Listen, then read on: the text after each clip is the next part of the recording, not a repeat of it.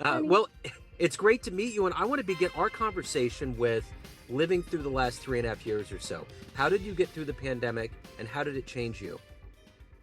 Great question. So when the pandemic first started, that was 2020, I had a 2-year-old and a 4-year-old at home. And they were both basically being homeschooled. We had a nanny coming in the house. It was great, great little setup we had going on. My husband, I believe, was working out of the home at that point. I think he was a property manager at that time, and I was an entrepreneur. So I was doing coaching, mostly coaching, and some speaking. So, um, first thing I had to think about were my kids, because I didn't know if the nanny was gonna stay around. I also would take the kids out every so often to like reading time or just different kinds of things to socialize them, right? To have them around people. Um, and I had to figure out some things. So the nanny wasn't sure if she was gonna stay around either. She ended up staying. Husband started working from home. That was interesting and new for both of us to be working from home. We learned a lot about each other. And my business, the speaking part had to pivot. So I had people who were clients online always for coaching, but I had over 30 speaking engagements that year. But after March, they were all virtual. And that was very unusual for that to happen. But overall, I think the biggest thing that I saw that was most intriguing to me were uptick in males who reached out for coaching. Lots of males, lots of men Yeah. reached out for one-on-one coaching.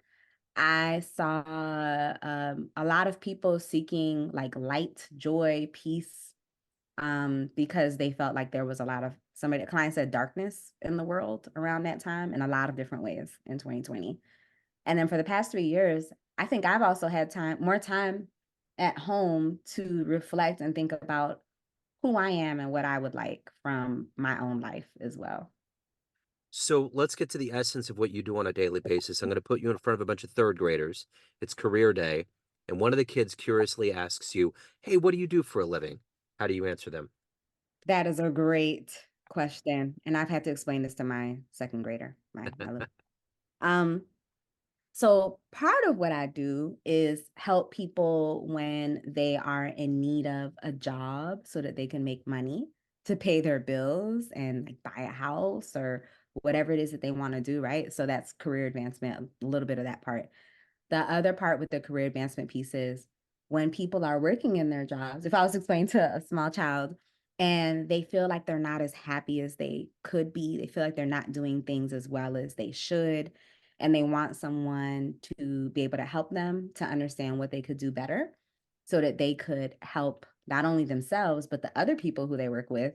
I think that would be the career advancement piece, executive coaching, career coaching piece. And then with the business coaching, so I do have some clients who it's executive coaching, but for business owners. So, and I would tell the young child that for some people that they have their own business, so they work sometimes by themselves, sometimes with other people, and they use their own ideas to make money. I help those people to learn what they can do better uh, as a business owner so that they can make more money or that they can just feel like they're doing a better job owning their business. And then my little girl would ask me some more questions, possibly. Right. Yes. Yes. Yeah. So, speaking of that 10-year-old range, what did you want to be when you grew up? What was your dream? Sure. When I was in, I remember when I was in sixth grade, I had to do a speech actually in front of my school. I was the woman of tomorrow. So I had to do a speech.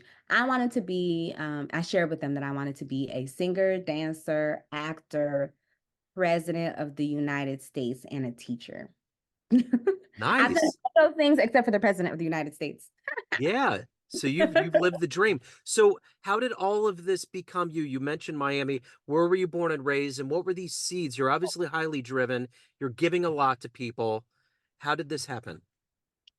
Great question. So I was raised in Miami, Florida, where there was a very clear distinction between neighborhoods that were doing really well and neighborhoods that weren't doing as well.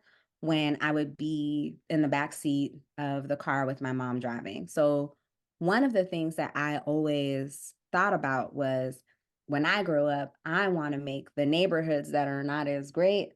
I want to make them look like the neighborhoods that are doing better. I want everyone to be doing well, was what little Daphne was thinking. Yeah. I remember dreaming about even having like a city for homeless people where they could all be fine, everybody was doing well. So I've always had a heart for helping others. I was also the small child who, if people dropped their books, I would be like, "Those are for you." So Yeah. I started to develop a reputation of being very kind and friendly. Elementary school, middle school, high school, and then in middle school, I had the chance to meet some young men who are part of rivalries, part of gangs, because I was at the library. My parents let me go to the library after school, and apparently that's where the gangs used to hang out as well. So I met them and I was nice to them too. So I was like, I can watch your little brother for you, no problem. And then I would color with their little brothers. So what happened there was I started to care a lot about these boys that I saw getting in trouble and talking to them about their future. By the time I got to high school, I was like, hey, Turtle, that's a nickname. What are you going to be doing after high school? Because I see that your grades are not doing well. You're getting kicked out of class, but you have to have a plan for when you graduate. And I literally would do these one-on-one conversations. I started SAT prep for the football team. I started a pre-college club when I was a senior for high school kids, even though someone told me I shouldn't. The college prep people told me no, but I was like, nope, this is what we're gonna do. Yeah. I started a Rice Krispie treat business in high school. Wow. Wow. So apparently, I've seen with a lot of entrepreneurs, there was something when they were younger that they did that was kind of, like a hint. So I started this Rice Krispie treat business, and years ago I realized how big that was because there was no blogs, there were no like YouTube videos about how to do this. I was just like, okay, so these girls, I was in a band, I was the color guard captain for the flagette team, and then all the color guard at one point. It's like these girls need money. We need to go to camp. So I got Rice Krispie treats. I created accounts. So I had a cardboard box with envelopes, everybody's name on it. I called them with account updates. I bought the inventory, distributed it. They gave me the money, gave them back what they what they needed once they hit a certain amount. Yeah. Hired a driver, somebody's uncle hired him to take us to camp. I was the designated like the chaperone. Yeah. I also trained the girls who do fundraising out in the community. So those were kind of hints as to what Yeah. was to come. So it was started with helping people and then being innovative around how to help, um, coming out of a need, and then eventually realizing where I could place that desire to help people as an adult. Wow. That's amazing. So you've obviously needed a lot of inspiration in your life. Who's been a hero for you? My mom has Yeah. been a big hero. So she, born and raised in Haiti, didn't have as much money when she was younger, came to America, didn't speak English. The house she got to, the person who stayed there was a Haitian nurse in America who sponsored her, who said, "You're my maid now." When my mom got there, my mom didn't know that that was the situation. So my mom stayed there until she was able to pay her back for what the woman had sponsored her for, learned English, got her GED, went to college, got her associate's degree in nursing, 25 years old, 40 years old, got her bachelor's degree in nursing, and was able to buy us a house, like buy cars for the family, Wow. paid for people all around the world to go to school. And whenever people would come to our house, young people, when I was growing up, she would be like, "So, what are you doing in school? How are your grades? What do you want to do when you graduate? Okay, so what is your plan to do that? Okay, you can do it. Believe in yourself. You can do that. But first, you have to do this. Second, you have to do that." So I think she was actually my first like coach Yeah. that I saw really help people develop a plan as well as motivation to get to their endpoint. So I would say she's my hero. Yeah. So I interviewed a jazz musician. He was a poet too, and he spent a lot of time in Haiti helping doing relief work. And he had mentioned that Haiti has the lowest suicide rate in the world. And he asked somebody there, yeah, he was like, why is that? And he said they just said they don't have time for all that. That was it. So it's wild. And I remember that because he loved being there, loved the culture, loved the people. But I remember him saying that, and it just stuck out to me. I've never forgotten that. That's been years ago. So Yeah, I remember some research that said the number one indicator of success is perseverance. Yeah. And I know that the Haitian people as a culture are very like they persevere. They're resilient. My daddy taught me that. So I used to be working on the car with him. I had to do like cutting the grass. And this is elementary school. I was soldering, hammering, putting things together. But he taught me you don't give up, you keep going and you do It things in it excellence. just it almost seems like you don't put any fences up. Like there's just anything is possible and you don't tell yourself no. The operative word is yes. Yeah. And my mom was like that too. I'm like, Mommy, I think I want to go to Kenya and do some service work. And well, she first asked me, do you feel like God is calling you to do that? Do you feel like God is telling you to do that? I was like, yeah. And she said, okay, well, go by myself, single woman. I think I was in my 20s. Yeah, mid 20s at the time. She's like, well, go. Yeah. Anything I want to move to DC. Okay, go. Wow. As long as you have a job. That's wonderful encouragement. That really is great. So, Yeah. if you can meet one person alive on the planet right now that you find inspirational, who would you love to meet and talk to? Hmm. Maybe Michelle Obama? Yeah. That's so cliche. But She's the number one. It's either her or Oprah. It's one that's one and two. yeah, Michelle Obama, very inspirational.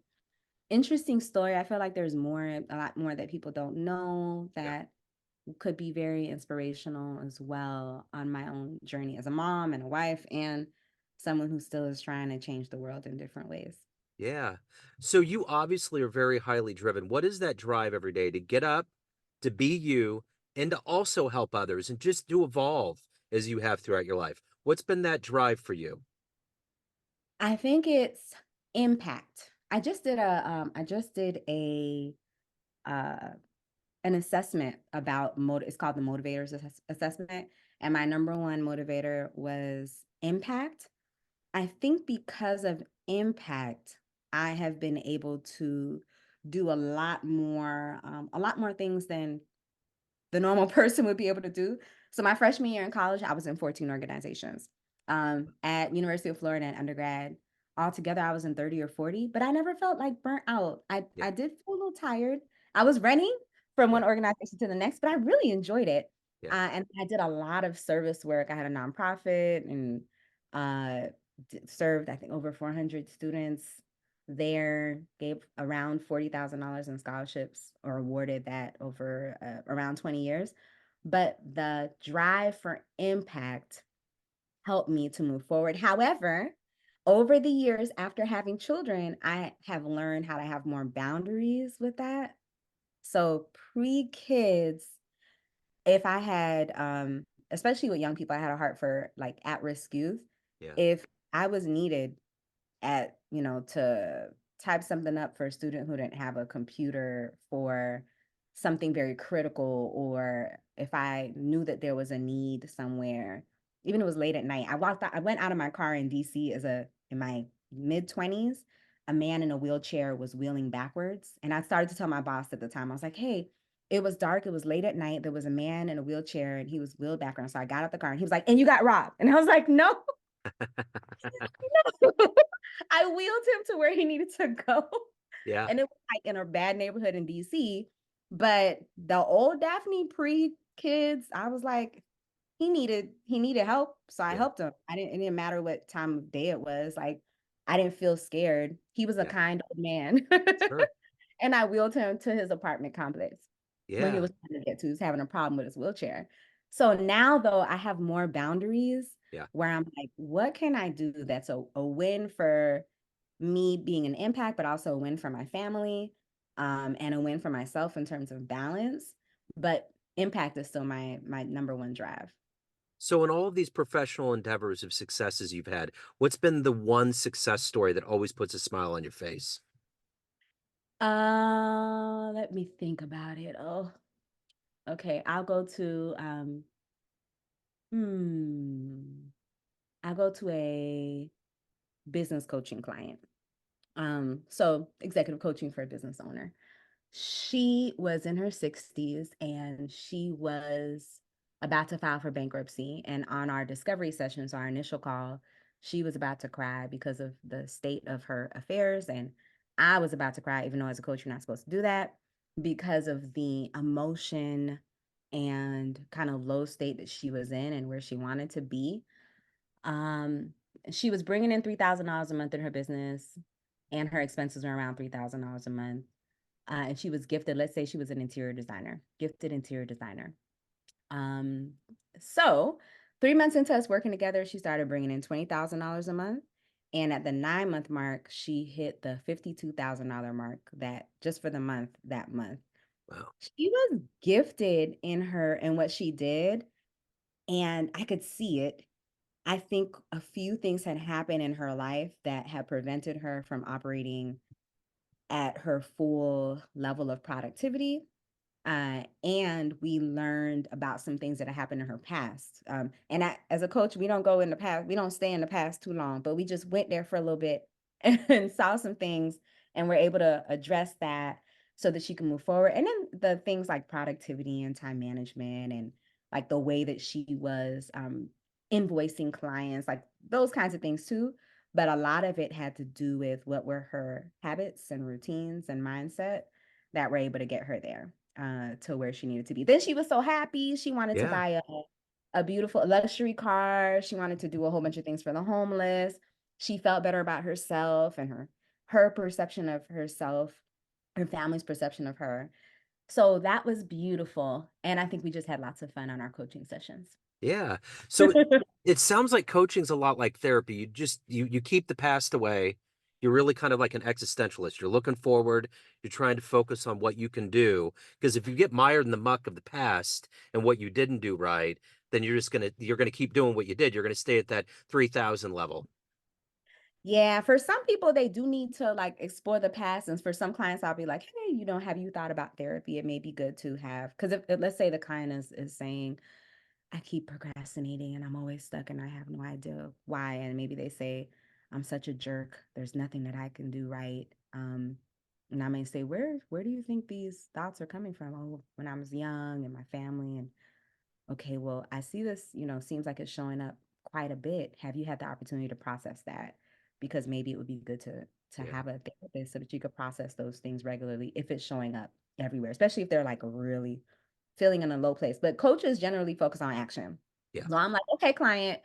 So you mentioned that you're at 3,000, and that's your level of expenses as well. What challenges do you think are happening? And they might tell me, okay, so what do you think is at the root of those challenges? What can we do to be able to shift even one of those things? What can you commit to between this session and next session as it relates to that one thing that we just talked about?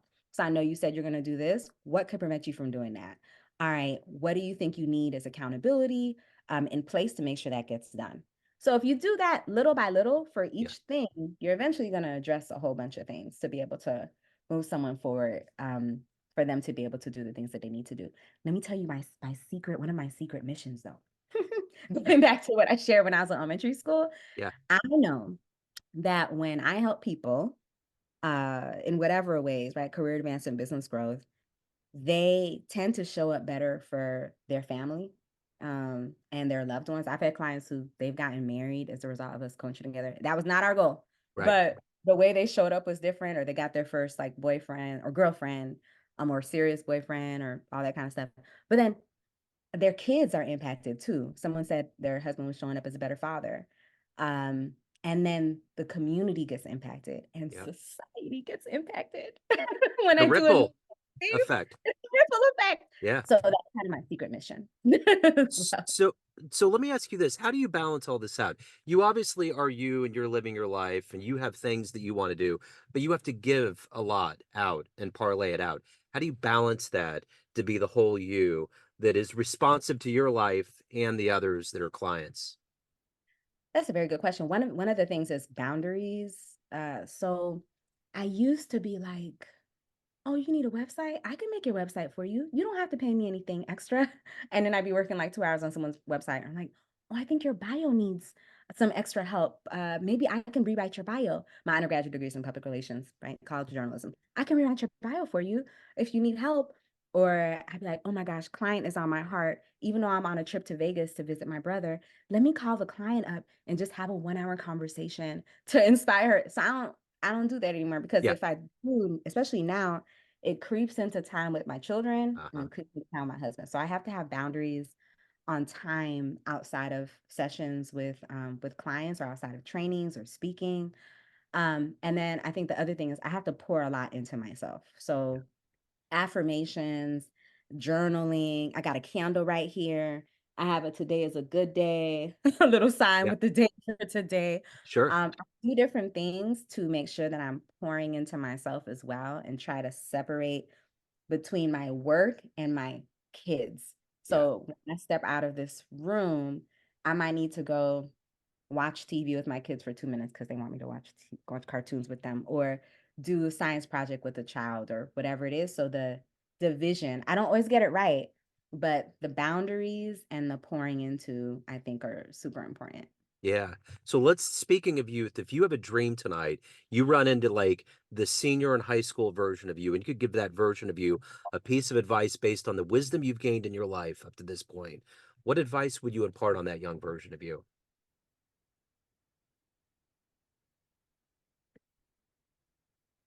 Hmm. I would say you are more than you think, inside and out. Because I was not, even though I was shining as a student, I was a straight A student, right? Most likely to succeed in high school. Very friendly. I was also very scared of everything in life, very self-conscious. I remember a boy in Miami was like, that's how people used to call girls that they thought were pretty. And I was next to my friend and I was like, I think he's calling you. She was like, he could be calling you too. And I was like, me? Oh my gosh. So I would say you're more than you think you are. Yeah. I think that could have probably went a long way. And I'm grateful for teachers and mentors who share that with me too. They're like, oh, you're going to be so successful, or you're so beautiful, or speak up. Like people need to hear your voice. All those people, I'm grateful for all those messages. But I needed those messages, I think, back in those days. Yeah. So at the end of the day, everyone has a perception of you. There's all these people in your life, family, friends, clients, colleagues, but you run the show. What's your perception of you? Who do you think you are? Hmm. So, good question. I would say so. My tagline for my business is helping mission-driven leaders build a firm foundation. And if I was to add to that, I would say to help themselves, their families, and their communities, right? So that part. But then also, I feel like what I do best is tap into the potential of people and their ideas. Every job I've had in my life, including my entrepreneurial endeavors, is tapping into the potential of people and their ideas. And then lastly, they have three words that I try to make sure that I'm operating in these ways because this is who I am at my best. It's inspiring, educator, and energized. Those three words tend to embody who I am at my best. Yeah. So let's say we get off the Zoom call, time machine pulls up in front of your house. You can go back in human history and see one event with your own eyes. Where are you going? Speaking at my college graduation. Right on. So cool. Yeah, that to this day, I listened to my speech the other day. I thought I knew it. Thought I kind Yeah. of knew it. Someone said, I ran across this video looking for something else, just sent it to you. And I'm like, oh, maybe I need to watch it. And I was like, oh, this was really good. Yeah. This is really encouraging for me today. Yeah. So speaking at my college graduation gave me the chance. I think there were 6,000 people in the crowd, I think. It's University of Florida. But it gave me the opportunity to have the platform to share a very meaningful message to a lot of people all at one time. Yeah. And there was an article that came out in the newspaper that was basically like she could have been in jail and now she's speaking on college graduation. Not that I would have been in jail. I was a good Right. student, Yeah. but I was talking to them about the people that I knew, the rivalries and the gang members and different things that were happening in Yeah. my neighborhood at times growing up. But it was a great message to myself, like the message I said, you're more than you think you are, a great opportunity for me to share a message. And because it was recorded, also a message that other people can benefit from later in the future as well. Right on. So if anyone out there wants to hire you, reach out to you, learn more about you, anything about your world, where can they go? They can go to LinkedIn. I'm on LinkedIn, and they can find me there, Daphne Valcin. That's probably the best place to go to reach me. And if they want to learn more about me, they can also go to daphnevalcin.com to learn more about me and the services that I offer. Daphne, what a beautiful force you are. Thank you for your energy. Thank you for your story, for your time. Best of luck. Have a great 2024. Thank you so much. You too. Thank you. Take care.